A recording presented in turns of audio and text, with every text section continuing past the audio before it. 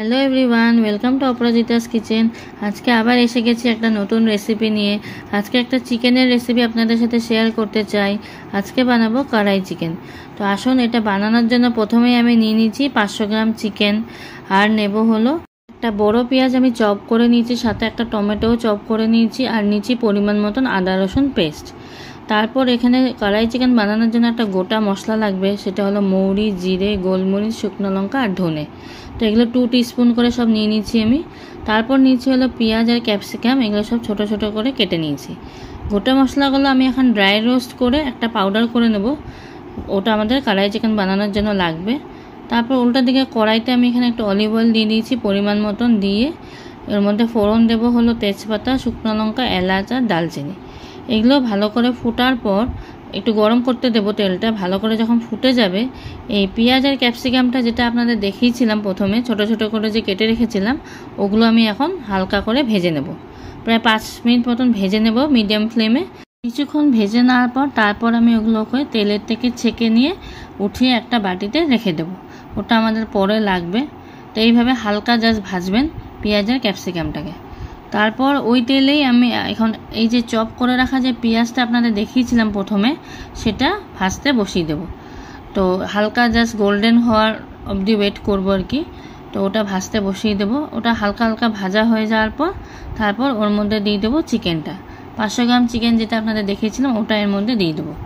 ওটাও দিয়ে কিছুক্ষণ আবার আমি ভাজবো। একটু লাল লাল যখন হবে তখন আবার বাকি ইনগ্রিডিয়েন্টসগুলো এর মধ্যে দেব।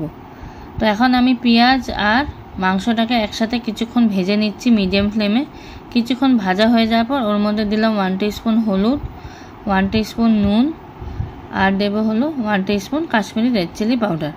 এগুলো সব কিছু দিয়ে আবারও ভালো করে কিছুক্ষণ ভাজবো। আর দিলাম ফাইনালি একটু 1 টিস্পুন জিরা। এই সব কিছু অল্প অল্প করে দিলাম, পরিমাণ মতন দিয়েছি আমি। দিয়ে কিছুক্ষণ এই চিকেনটাকে ভেজে নেব। কিছুক্ষণ যখন ভাজা ভাজা হয়ে যাবে, প্রায় ধরেন 10 মিনিট মতন মিডিয়াম ফ্লেমে ভাজা হয়ে যাবে, একটু গোল্ডেন হয়ে আসলে তারপর দেবো এর মধ্যে আদা রসুন বাটা। আদা রসুন বাটা যেটা আপনাদের দেখিয়েছিলাম ওটা দিয়েছি। আর এখানে রসুনটা কিন্তু আমি পুরো পেস্ট করে নিয়ে একটু চপ করে নিয়েছি, পুরো পেস্ট করে নিয়ে রসুনটা একটু চপ করে নেওয়াই রসুন এটা। তো ওটা দিলাম, ওটা দিয়ে তারপর চপ করে রাখা যে একটা টমেটো দেখিয়েছিলাম ওটাও এর মধ্যে দিয়ে দিয়েছি। তো এগুলো দিয়ে কিছুক্ষণ আবারও চিকেনটাকে আমরা ভেজে নেব। আর দিয়েছি হলো 4-5টা কাঁচা লঙ্কা, এগুলো ছিঁড়ে দিয়েছি, ছিঁড়ে এর মধ্যে দিয়ে দিয়েছি। তো দিয়ে আবারও কিছুক্ষণ ভাজবো মশলাটাকে।